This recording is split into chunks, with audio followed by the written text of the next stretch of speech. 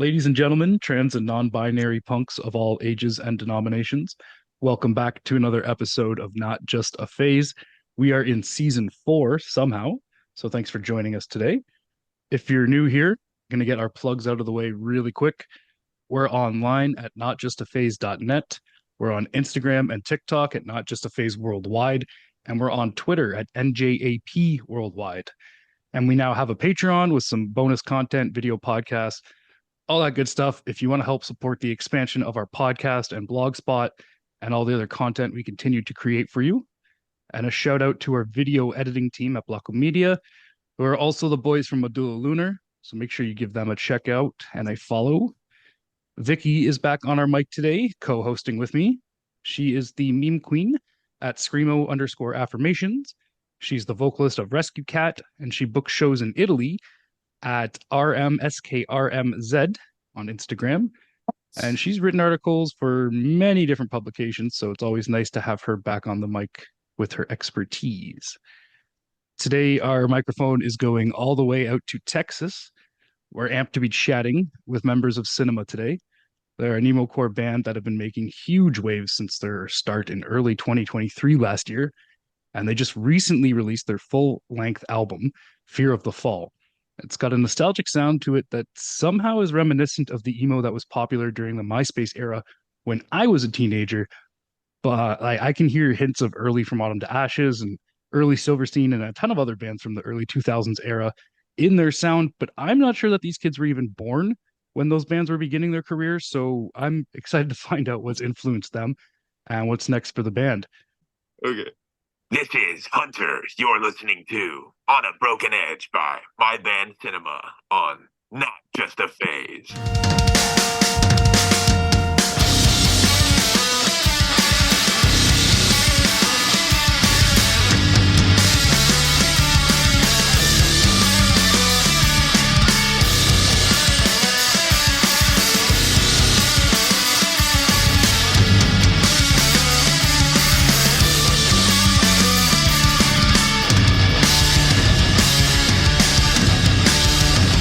If only I had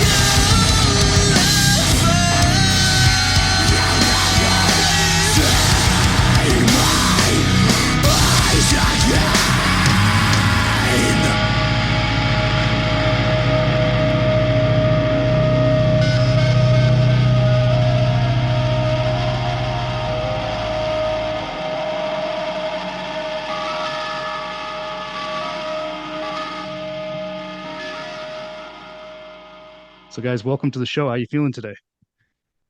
Feeling good. Good. Hello. Yeah, what's up? Sorry, very long-winded intro there. No, you're Um, good. for people who are listening, would you guys be able to just say your name and what role it is you play in the band? Yeah. Um, my name's Caleb. I play guitar and I sing. My name's Hunter, and I play guitar and I scream and sing as well. Okay, perfect. So, like I asked you guys earlier before we hit record, have you listened to this podcast before? Uh, y yes. I'm. I think I have. Perfect. Yeah. I Perfect. checked out the one with Seisha, Rain. Uh, I'm like 20 minutes into the just one with Jesse from number 12. Hmm, cool. That's more than usual. Do you guys listen to any podcasts in your free time or Yeah. I kind of listen to podcasts usually like at work a lot and um like before I go to sleep sometimes. It kind of helps me go to sleep. yeah, they are pretty boring. What kind Yeah. of Yeah. what podcast do Uh you listen to? I I like very like I know like people don't really like Lex Friedman Friedman a lot and like I honestly like think he's like I like his guests. I don't know. I like very like I like hearing shit just about like ancient civilizations and like just bullshit like that. It's like that and then there was this the only other like screamo or like emo podcast related thing I've heard. I think it's called like when I when I went to the beach or where I went to the beach. Hold on, I'm gonna double check that real quick. I was gonna say, are you looking it up? I've never heard of this. Yeah, it's they've had some really cool guests. They've had like Jack Senf from like Midwest Pen Pals and When I people went from to school. Snowing. Um, Really? okay, I it's haven't called heard of this. I might go to the beach. That's what it's called. Ooh, I'll have to check that It's out. like yeah, it's pretty old. I think my friend Chris from uh Party Hats showed me it. But yeah, they have a lot of cool guests on there. They have one Tim Pincella. Yeah, but yeah, that's basically it. I don't really listen to any podcasts. I listen to audiobooks. I mean, fair enough. Um, can you tell us where in Texas you come from specifically? The Dallas area. We live like 45 minutes north of Dallas in Yeah, a place called McKinney. yeah. Do you have to do any amount of commuting to reach any sort of area where there's like an actual scene, or is there a scene close to where you're from? Oh yeah, we have to drive 45 minutes every time to like our local like scene where we play shows is 45 minutes away from where we live. And so, um, was that scene like? And like, can you shout out a few maybe local bands or venues, stuff that you like that's Yeah. going on? Yeah, Denton's really cool. So that's I guess our local scene, Denton. Uh what's it called? They have bands like Two Nights is from there, Father Figure, Innards. Um my favorite local bands there right now, I'd say are like Party Hats, a new band called My Point of View, uh Bullets Between Tongues, Brief Memoir, Losing Today. Empty Uh, shell casing, yeah, and then Heartworks. yeah, there's a lot. There's a Yeah. lot. Yeah, yeah. And then like also like my favorite venue to play is Rubber Gloves, and that's in Denton. They're really awesome, and the shows there are like always really fun. So, would you say how did you guys all meet? Are you like the newer wave? Is it like people all more or less like the same age as you? Um, I'd say like the newer wave right now, like we're probably like in our scene specifically, we're probably like the more younger crowd, I guess, but Mhm. it's like not much older because like I mean the youngest person in Bullets is also 20, but they're the rest of the members are a little older. Party Hats is a little older. Uh, Two Nights is older, so we're I guess. But there's also like other young bands like Six Shots in Dallas. Six Shots in Dallas. I think they're all around our age. Always Never Stays. But yeah, yeah. I guess it's kind of like it ranges from like age like 20 to like I guess 30. Yeah, like 20 to 30. That's crazy. Like since you're all so young, we're we hardly ever ask this question unless like it's specifically like young people because we're interested to know like Mhm. what introduction to alternative music or punk or your local punk scene. Yeah. Um, I guess like by introduction to like I guess like punk and alternative music was probably just like like shit like Fall Out Boy and like when I was like in fifth grade, Fall Out Boy, and then like I kind of listened to like My Chemical Romance in like middle school stuff like stuff like that. But then like in high school, like I feel like when I was like I became aware of like hardcore when I found out about like Title Fight my freshman year, and I guess from there like I was already like title I found like Title Fight and like American football like I guess my freshman year, and then from there just like dove deep. That's kind of like the emo pop hardcore pipeline. Yeah, I'd say that. And then locally, um the first my introduction was I saw Party Hats at a house show. This is this old house venue called Moe's. Um that was like the first DIY show I'd been to. And I saw them play live. And yeah. And that was it was really cool. I had older sisters, and they listened to emo and like Panic at the Disco and My Chemical Romance and A Day to Remember and things like that. So, and Sleeping with Sirens and Pierce the Veil and all of the above of like 2000s teenage girl things. So that's how I found emo, and then I found punk and hardcore because of skating when I was like in eighth grade and freshman, like he said. So Class. since like you started bands, you're running a band pretty successfully. Plus, congratulations. Boom. Thank you. I was wondering, Thank you. is there anything else you do outside of music? I know, like when I ask and when we ask people in DIY if they do anything else, it's usually no. Like Yeah. it's hard the case. But do you maybe have some other stuff going on? Like, do you have other hobbies, interests, work, school? Um I mean, we work yeah, we both work together at a warehouse. for my dad. Yeah. uh it's like manual labor stuff. Yeah, Uh we work a blue collar job, I guess. that and then I don't really I mean I still skateboard. Yeah, I like to skateboard. Uh I play basketball sometimes. yes. Yeah. That's it. Yeah. Um I have a girlfriend that takes up a lot of my time. just skating Fair enough. sometimes and work, and then yeah, band is kind of like main hobby. But yeah.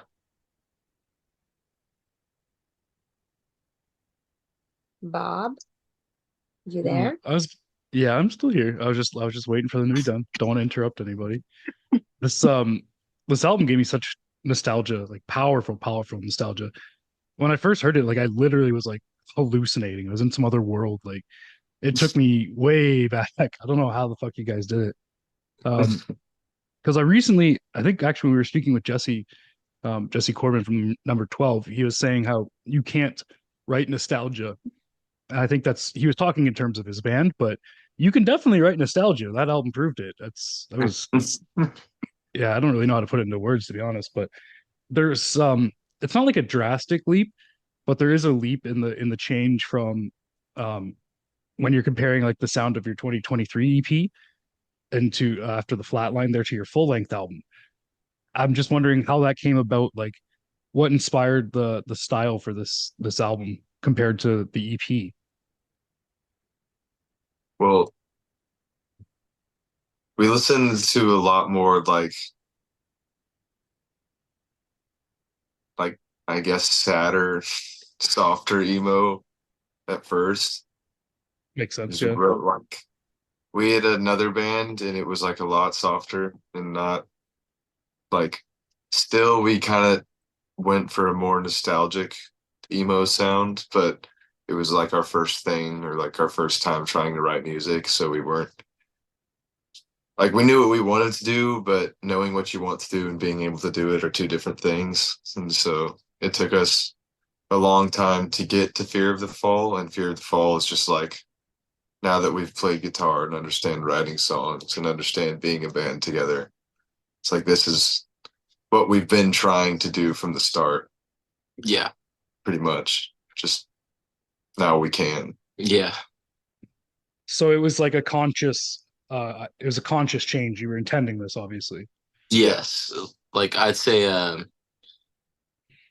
the EP, like uh the oldest songs or like the newest songs on there were probably like that we had written were like And You Already Forgot and Hard to Get By. And I guess that was kind of the sound I wanted to go for, but then um I wanted more breakdowns. We played with heavier bands and it made us want to write heavier music. Yeah. Um Fair enough. yeah. Yeah. Fuck, where was I? I lost my train of thought. You're good. Um, yeah, so for your guys' writing process, how does that work out? You guys doing the lyrics first, or are you The doing the lyrics instrumentals and then fitting lyrics after? the lyrics are usually the last thing just because I write lyrics and I'm kind of lazy. And I wait until fairly last minute sometimes, and sometimes I write things just like immediately. It just depends on how much like time I either have or want to give to it at the moment. So sometimes like there'll be an instrumental that I'll write lyrics for within 2 weeks of the instrumental being done. And sometimes I won't write it until like 2 days before I know we have a recording date. Yeah. So Very, very well prepared. yeah. Classic, classic musician scatterbrain shit. Okay. So who mixed and mastered this album? Because everything on it sounds so fucking good. Like there's a massive leap in production from the EP to the full length. Thank you, thank you. It's actually the same person. It's Okay, our so first time. they went for a because your older stuff has more of a lo-fi sound. So were they Yeah. intentionally? Yeah. So I guess like when we were first making Asta Flatline, there was like a little like dispute between how like it seemed like half the members of the band wanted it to be like lo-fi and screamo.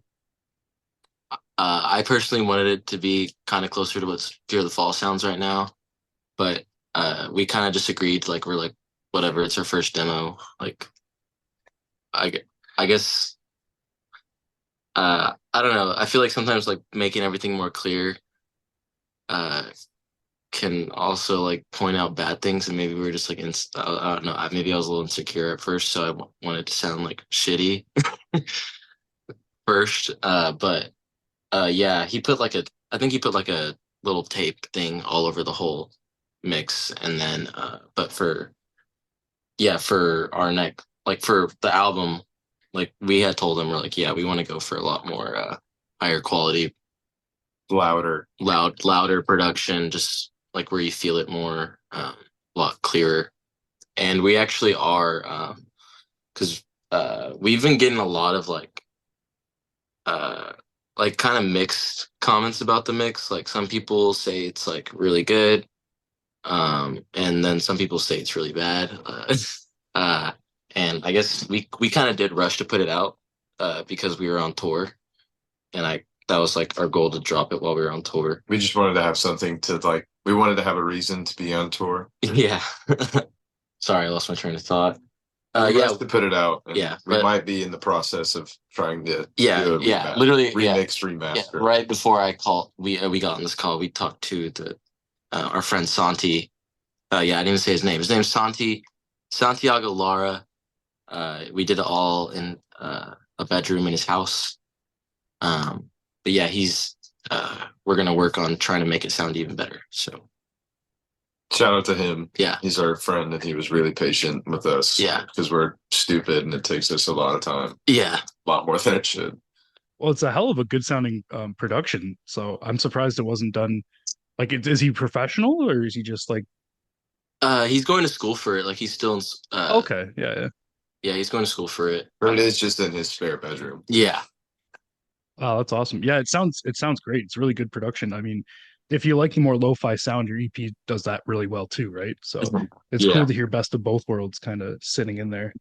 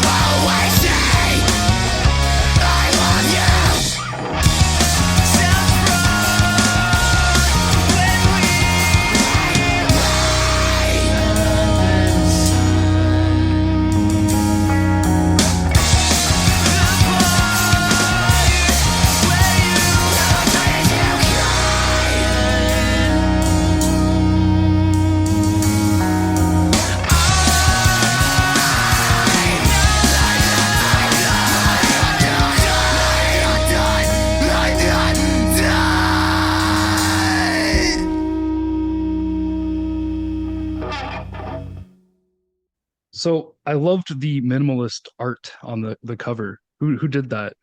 Was that your guys' idea to keep it that style?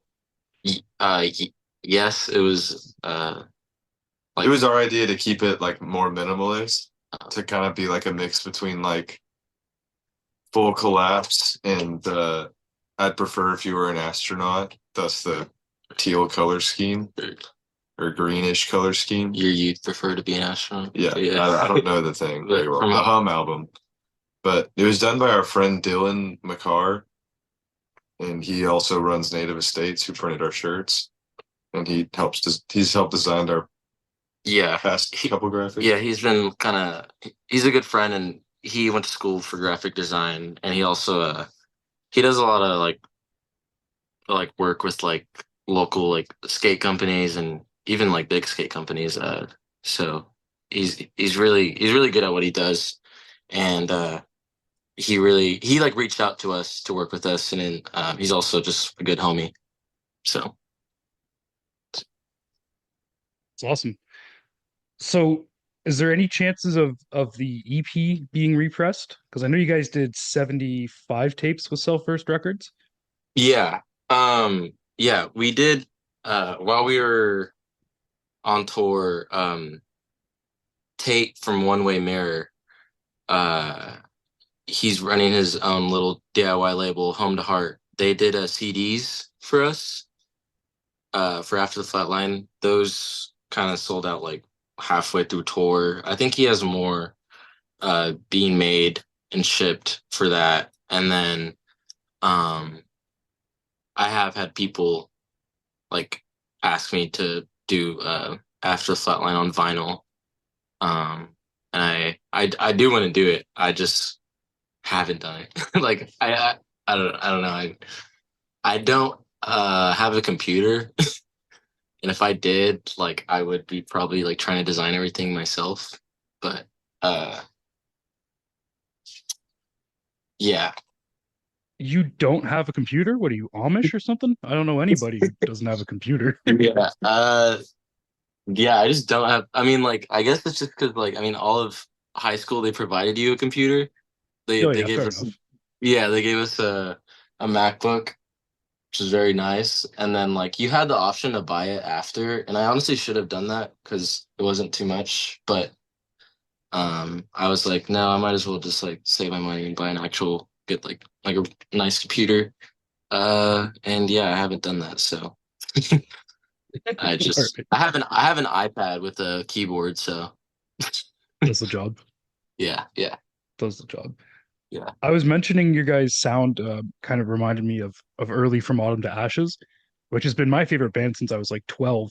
And I was just curious if you guys had even heard of them because Oh yeah. Yes. No, they were a big inspiration, like or like one of like I love how they they're very soft, uh clean parts, very jangly almost, and then the singing, um but I don't know, I really love how they write their songs. So yeah, I would say they're We like the dynamics. yeah. yeah, that's what I was going to say. Because I heard it immediately and then I was like, wait a second, have these kids even heard this band? Because I'm fucking old and that that shit came out when I was really young. So, Yeah. but like I could hear it right away because I've listened to that band so much, especially their first two albums. So Yeah, yeah. that's cool. Those are the ones we primarily listen to. They're Their only best. Yeah. Yeah, same. It's their best. Too bad you're Yeah. beautiful in the fiction we live, and everything else is whatever. Yeah, pretty yeah. much. So, is there any chance we're getting vinyl for the full length? Yes. Yes. I was just say, is there anything you could tell us who you're going with, or do you know how Yeah. far? So yeah, it's kind of weird. I'm like, I guess like since we just got back like a few days ago, like I kind of waited to decide all this stuff, and what my plan is like I want to I I want to start working. We're trying to start working on CDs for it, CDs, and then tapes as well. I think we might work with we're gonna Ifira is gonna do our CDs. We're gonna work with Native Estates and I believe Self First again to do our tapes. And then I'm gonna wait to do vinyl until we have the remasters slash remixed version of it. You bastards, you're gonna make me wait that long, eh? Yeah. They're too picky. I want it to be done right. See, I think the mix right now sounds perfect, but I mean, it's Think your so. music, your band, right? Yeah. Yeah. Yeah. There's just small things that Yeah. are That like Okay. just ball. Yeah. That shit only you guys hear kind of thing. Yeah. Yeah. Yeah, I know how that goes. Okay. So we've talked a little bit about the record. We wanted to talk about kind of tour life, your live shows, because so far you played with some kind of some of the bigger names in the new wave of screamo. So you played with Kiowa, which we also interviewed recently, One Way Mirror, um, and also you played with some veterans like in Loving Memory. So there's any one band you would name, could be unrealistic, that you would really like to share stages with, who would that be? Dallas Taylor under oath. It's quick. I would say Hope's Fall. I would love to play with Hope's Fall. Uh, Hope's Fall or Realistic answer is Hope's Fall or Anthony Green, Seosin. I feel like they're still active. So, But because you said unrealistic is why I was so quick with the Dallas Taylor under oath. um, And White. do you have a favorite memory so far, or maybe a favorite show that you played? um, I think Probably the most recent show we just played to end the tour with. yeah, that the one we just played with In Loving Memory and Widow Dusk, One Way, and Ghost Spirit. Yeah. That one was really fun. It was I I didn't think like anyone would like know any of the album songs yet. Um, so it was cool to see some people singing along. Because And you think your music wouldn't appeal to like people that would normally go and see like more traditional like screamo stuff, like scrams, how is you call it? Do you think they kind of have that rejection to like more, I would say, accessible like metalcore influenced music? It's not like metalcore. I feel like yeah. I think A little bit of that, and also how we didn't release the album until like halfway through our tour and being in California states away. And plus just like I don't know, probably just also yeah, a bit of insecurity about our own it's music. kind of we have noticed like crowds are like kind of thrown off by when we start playing sometimes because like we'll play with like heavier bands like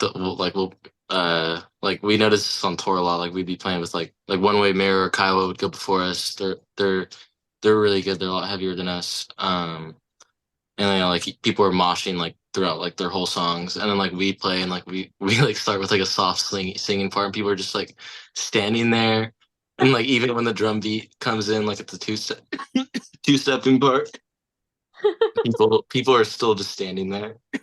Not a single person to step, not even a little. Yeah. No, I think like mixed bills or something you just have to get accustomed to, but I think there's Yeah. right way to go usually, because Yeah. like being like facing a 8 band bill and everybody's playing the same type of chaotic screamo, I don't know if that's any better than kind of some mix genre. Yeah, for sure. It gets really exhausting. Yeah. Like yeah. But have you ever so far had the chance of playing like more like shows more towards your style of music? You like Um play I hardcore guess like adjacent? like I guess the issue we were talking about, it seems to kind of not like exist like back home. So like when we play like in Denton, uh, because like um I don't know, like we kind of it seems like we usually have mixed bills. Like we play with like we played with like Bullets, Since My Beloved, Heartworks, and like they're all kind of like some are heavier than the others, but it all kind of goes well. The Denton scene's a lot more spread out as far as like genres. Where like when we were on tour, some of the members of One Way Mirror in Kiowa would say that everybody writes the same breakdowns up there. But in Denton, it's like it's not there are similar bands, but there's never like the same band. Yeah. Oh, yeah. And then I guess to answer your question, the shows we have played like that feel like more towards our crowd, I guess. Campy in Alaska shows that we did a run with them in Texas in like May. May. And those shows they were all really fun. Hmm. It's all uh we love Camping Alaska, like the Midwest emo singy stuff. Uh I guess like it's weird when we play with bands like them because it's like in that crowd we're like the heavier band, but then like I don't There's not really like an yeah in between. It's either we're yeah playing with like yeah a party hat kind of like screamo band with like twinkly mathy guitar, or we're playing with like Ephira bands with like 3 or 4 breakdowns in their song. It's like pretty big jump. yeah We like both a lot. We love both, but just there's I not think it's good to be like I know it might be like a little bit it might feel a little bit like you're singled out of a specific bunch, but I feel like it's good to be able to fit in like a variety of bills in front of a variety of crowds because that kind of exposes you to more situations that you usually would when like adhering specifically to one aesthetic, one specific sound. And so usually playing in front of the same crowds more or less with the same interests. So I think it's good that you're kind of too heavy for some and then softer than others. yeah we agree.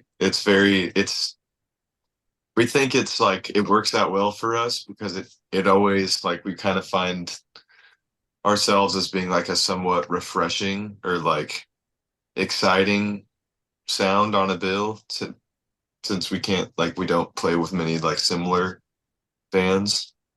So like sometimes it works out really well for us and sometimes we like play with other bands and we feel sick performing after them because they were really like we played Since My Beloved's last show and that was also Empty Shell Casing's first show. And after that, I like really felt sick about and like nervous about playing after them. And that's like probably the most nervous I've ever felt about a show, just because they were so like I don't know how to match energy like that with the soft parts that we have sometimes. But it still works out well for us. I like it. That's kind of inspiring, I guess. It's kind of like when you're in school and it's nice and exciting to be like the least people in the room. And you're like, oh, everybody knows so I have but at the same time you're kind of shitting yourself because of it. yeah It's like Did you guys have any bad memories from tour? Did anything go wrong, blow a tire, anything like that? um trying to think Just the drives. yeah the drives were kind Yeah. of ass, but our windshield cracked on the way back. Oh, that's fun. Yeah, we had a rental car. Yeah, we kind of did Yeah. something in Seattle. But yeah, yeah. I don't know. For That's the not most part, too it's been bad if fun. that's it. Yeah, that was. Oh, I guess. I mean, I feel like we didn't really have any bad show. Like just besides Chico, insanely hot, small room, probably the size of my bedroom. It was like 110 degrees in there. But that's kind of I thought it was still really yeah. fun. That's not. It's still not even that bad. I guess one that's not from tour. We played a show in San Antonio, and he threw up while we were playing, and we kept playing. We there's like yeah, there's a video. We like literally. It's during Tears on the Moon or O2 actually. The beginning of yeah, the beginning of O2, and it's like right before it's like going into the breakdown where he starts screaming, and instead of screaming, he just literally just throws up. That's And it's, awesome. and it's not even just like a little bit. It's like it was a lot. Holy fuck. Yeah. Why? it was like the middle of summer, kind of, or like the beginning of summer with no AC. Yeah, it was in a and it was in a really small room, and everybody like it was really crowded because I mean, San Antonio shows are always packed. The kids always show out, and it's like they also get a little too rowdy and a little too excited. And there was a stage, and they were up on the stage, and I asked them to back up. I think before and in between every single song, and they didn't do it until I threw up. And so Did your puke hit any of the fans? Because that I would have been think hilarious. I think it hit some shoes, but yeah. other than that, Yes. That's fucking nasty. yeah, it was. We'll step back from the stage. I was already kind of a little bit insecure because I took my shirt off. It's like why am I taking my shirt off up here? Who do I think I am? And then on top of that, I had to throw up. Oh my god, that's fucking hilarious. um I don't normally ask, but you guys had such a great guitar tone. Um Specifically, what did I write down? The intro riff on At Least Be Human. I don't know if there was something that was done to just that intro riff, but it's you guys like such a great crunch. And I don't normally ask, but I'm really curious what kind of setup you guys are rocking with. Like, what's the rig look like? Or did you dial that in production, or how'd you get that tone? Basically like well The thing about I guess it depends on like do you know like can you which specific riff like you're talking about? Like you said the intro riff on At Least Be Human, so there was like oh yeah, so that's Yeah. not that's Mason's setup. All he's using or what we use for basically all guitars on the uh recording, and I guess I started doing this live. Mason doesn't do it live, but we just use it literally just a distortion pedal. He has an adaptive distortion, the orange distortion pedal, Boss, that, and then we use an EQ pedal. And the EQ, like, I don't know, that really helps shape our tone. We just use the same like EQ on all distortion, and I just use like a Boss metalcore pedal plus my EQ pedal, and I don't know, that seems to do the trick. And then we just go off the clean channel from the amp. Which Boss pedal? Sorry, the orange one, just the regular distortion, It's or are you using like the metal zone? uh n- it's the adaptive distortion. That's what it's called, I believe. It's like Okay. a darker orange. It's like it's almost like bronze, but I think yeah. Okay. But Yeah, yeah, I can't picture that one. I know like the plain orange one is like one of their yeah, first and yeah. earliest. It's yeah. It actually sounds really good, and he has some. Do you know what pickup? I don't know. He has some like certain pickups on his guitars to where like is he like when we play live like I use a metal core and my distortion pedal doesn't really cut through as much as his. his has a lot of high end. Yeah. Uh Mine's very like low end and it kind of gets drawn out live. But the EQ pedal fixes that. So His setup kind of feels more like he's changed it a little bit since we've met him, but not a whole lot, and so it's still kind of there. When we started playing with him, he had like he plays with a sparkly purple Les Paul, and he likes more like classic rock bands, or did more when we started playing with him, and so he kind of has more of that higher end sound that like permits like solos. So that's why I think that's why that riff like cuts through so much. yeah. And then his is like really, really basically just a low end tone on his distortion. So it kind of works out well as a duo. But I don't play guitar. I don't know much.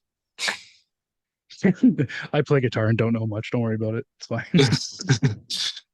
When I sent you guys the questions list the other day, I forgot somehow to put in the 3 questions I usually ask every guest.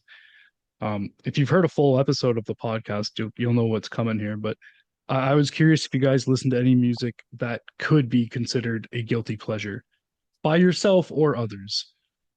And if you don't believe in guilty pleasures, what are you listening to that we wouldn't expect? I like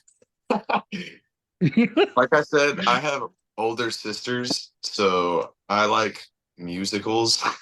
So I like the Phantom of the Opera a lot, and the La La Land soundtrack I listen to a lot as well.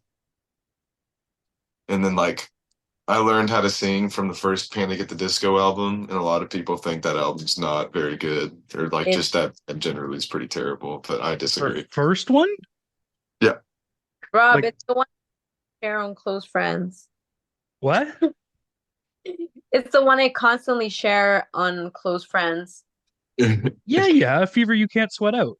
Yeah. Yeah. People think that album's bad now? No. I don't know what My- the kids are thinking. That shit was sick when I was a teenager. Well, I guess actually I got made fun of for that shit, but regardless, it's a flawless album. I hear like both sides. Yeah, it's fairly mixed. I've liked it a lot since I was a kid, and there was a time when it was not cool to like that at all. Well, definitely. That was I lived released. through those times. Yeah. And then because of Empty Shell Casing, I like a couple more new metal bands now. So I like Justin Bieber. Seriously? I like I like old Justin Bieber and Drake. I like old Drake. I'm sorry. No, he likes more than old Drake. He just likes Those are my guilty pleasures, Drake and Justin Bieber. Both can. Yeah. Yeah, And then both something terrible, that- something that you wouldn't expect us to listen to. All of us really, really like 80s and 90s R&B. Yeah. though. Oh, that's Yes. cool. Okay. I definitely did not expect that. Yes.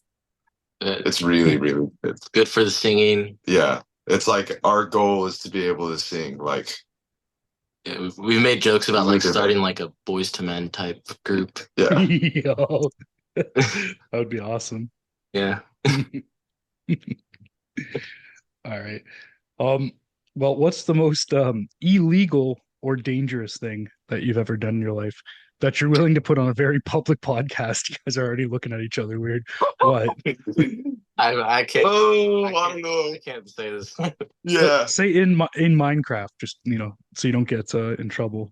Hypothetically. In Minecraft terms, Yes. we bartered with many different villagers full stacks of seeds. And I can't explain that in any way, shape, or form. And that's about as much as I can say about it. Yeah. Oh. Have to decode that somehow. Okay. Yeah. I'm trying to think what the. I'm asking you once I hit pause because there's no fucking way I'm gonna be able to figure that one out. Yeah. All right. All right. Another one of our stupider questions we like to ask near the end. If you guys could punch any one person in the face as hard as you can, one punch, no repercussions, who would you punch and why?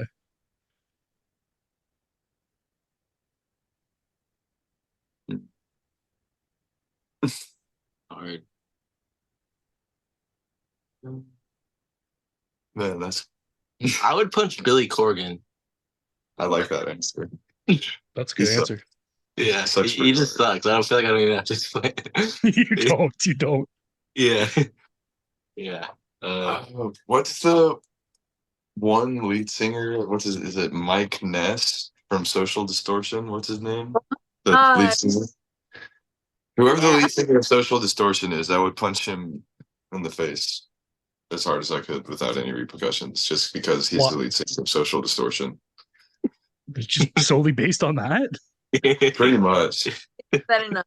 That band sucks. Their fans suck generally. I don't know. Oh, dude. No fuck. Sorry, that's kind of Social like that Distortion's was kind of a great. shock, but I It's just point you're also punching like a elderly person because he's like 1,000 years old. So that's like full trouble. in my opinion, punching elderly people below the age of like 80 is like somewhat justified because baby boomers like totally ruined America for us and blame us for it. So it's like, yeah, for sure. Would you That's fair. would you punch Billy Joe? I was not that crossed my mind when I was gonna say it, but I like Green Day a little bit. So I don't know. There's just something about Social Distortion that's a lot like worse. It's What just what like about Social Distortion is bugging you? Because I mean, they've got some good songs. I have no issue with them.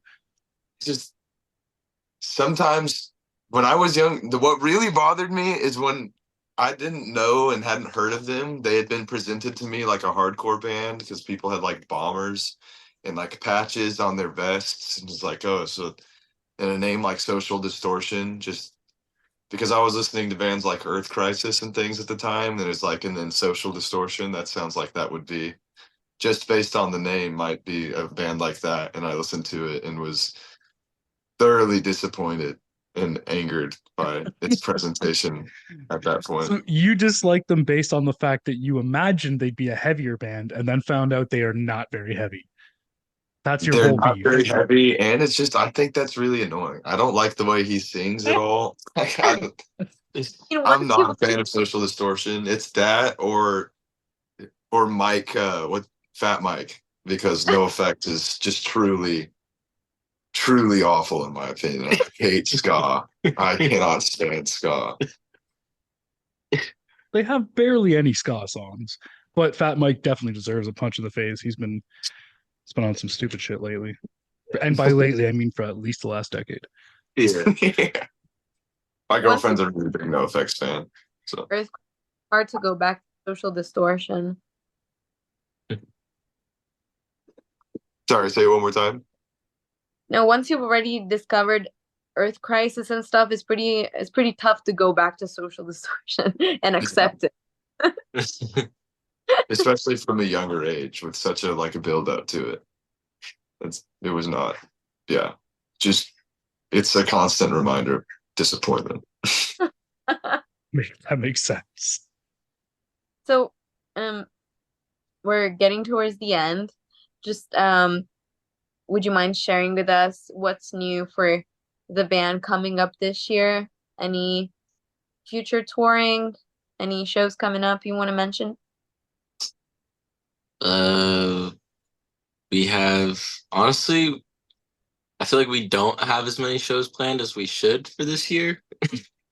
But like, I feel like they'll probably start coming in soon. Like, we'll probably start planning some soon. I guess our next like big kind of thing we have planned is we're gonna do another run with Kiowa in one way. But this time they're gonna come to us in Texas, and I think we're gonna do all of Texas.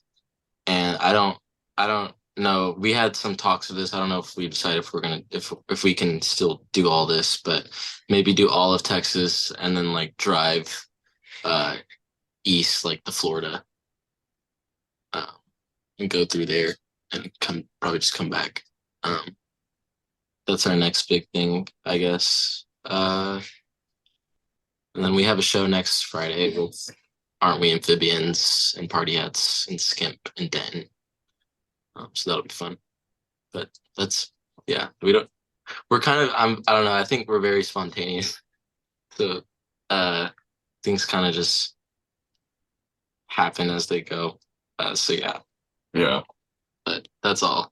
I We're bad at planning. Yeah, that's all that's planned so far. Do you have like a dream, like goal or accomplishment you want to reach as a band? Like any big venue you want to play or a festival you've always dreamed of playing? Any milestone you want to accomplish? Ideally. Um, I want to not have to work a blue collar job. That's basically the only dream and goal. yeah, it would just be nice to play music, Yeah. and have enough money to play music like on the road a lot. Yeah. I guess that's honestly That's pretty much it. that's the goal. And then Playing with the dream bands that we said earlier. playing with the bands we're inspired with. I feel like it seems like there's a few cool fests, but like there's nothing like I feel like they're trying to do stuff like Warped Tour, but like they can't seem to do it right. But, if something like that comes across, or like another kind of Warped Tour type of deal, that'd be sick. We'd play something like that. Yeah. So by the And third album, you guys start doing 80s R&B. You sell out, make enough money to play music, and just play that. That's the exactly. plan. Yeah. Yeah, that's the plan. We're gonna do a blend of Frank Ocean and 80s R&B. Yeah. And we're gonna rob Atlantic Records out of a deal with a 50-minute long music video. It's a good plan. It's a good plan. All right. Well, guys, any last shout outs, any plugs, causes, anything you want to speak on? And then we'll play an outro track on the audio podcast and say our sayonaras. Yeah. I guess just shout out all our friends. Shout out everybody we just went on tour with and everybody that came along. Yeah. Shout out to One Way Mirror and Kiowa and Elias Tax. Oh, I didn't mention. I guess I don't know if we're supposed to talk about this, but we are gonna do a split with One Way Mirror and Kiowa. We're trying to put it out we're trying to put it out by the end of the year. 2 tracks each. Kiowa already has their tracks recorded, so I think we just got to record our tracks, and One Way's got to do it. So yeah, very sick. Yeah, so hopefully that'll be out by like December or something. Ideally, yeah, that'd be dope. Ideally, yeah. If all goes well. Yeah. Shout out to everybody on Afira Records. Yeah, Afira helped us get to where we are. Yeah. Shout out to Paul and Christian and Zane and Jakari. All of the above. Yeah, shout out everyone like in Afira. Shout out everyone back home. That's Yeah. That's basically the gist. And my best friend Michael Ireland. All right. Well, thanks so much for coming to chat with us today, guys. I really appreciate it. Absolutely. Thank you for having us.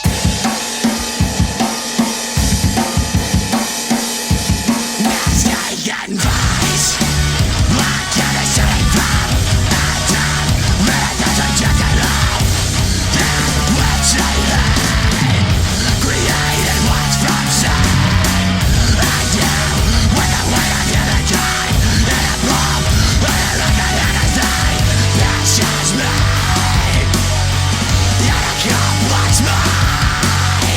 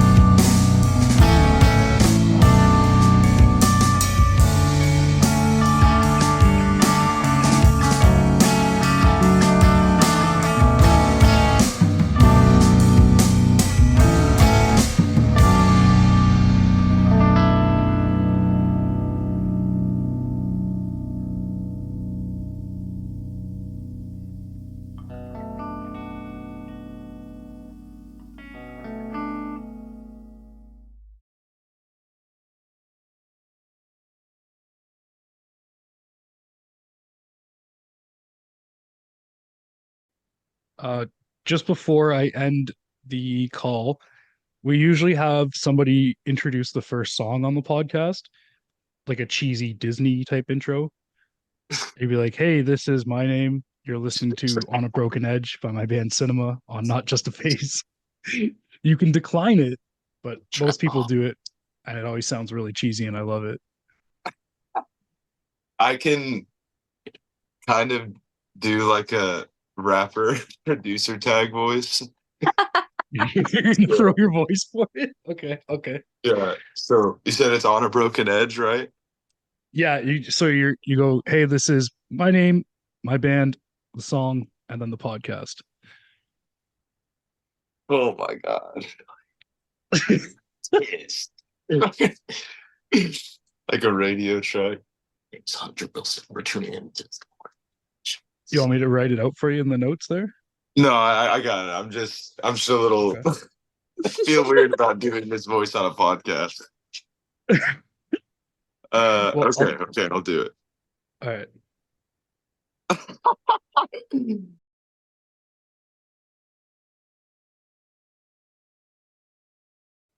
This is Hunter Wilson. You're listening to On a Broken Edge by my band Sinema.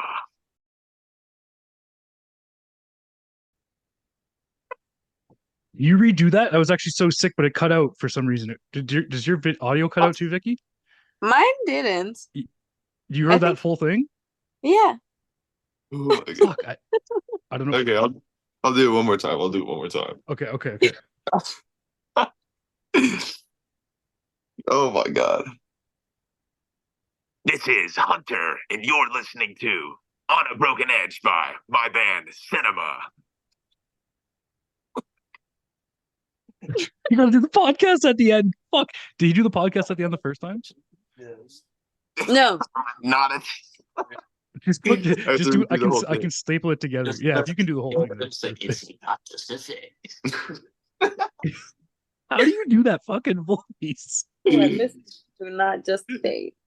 Yeah. So just do it right, Yeah. just like that right now, just flat. Yeah. It's Hunter. You're listening to the song "On a Broken Edge" by Sinema on Not Just a Phase. Okay. Okay.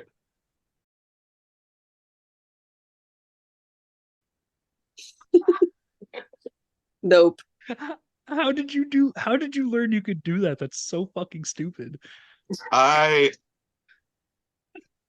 like just kind of always, when I was a kid, I liked doing impressions a lot, so I can just kind of do a lot of accents and different voices, which is why I was the one nominated to be the screamer in the band.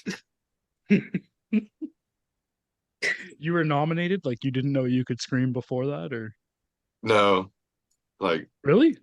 yeah, we didn't listen to like I listened to it in like phases. Like freshman year, I went from like listening to the Smiths to the end of the year listening to like black metal, and then like back and forth throughout high school, but never to like enough into it to like try and imitate it. And so we didn't really listen to it or get into it until we started playing shows. And then we just wanted to make it, so I tried it and did it. Yeah, that's it. That was crazy. To black metal. That's crazy. Yeah, Black it was. metal. Yeah, my parents were not a fan of the jumps. Awesome. All right.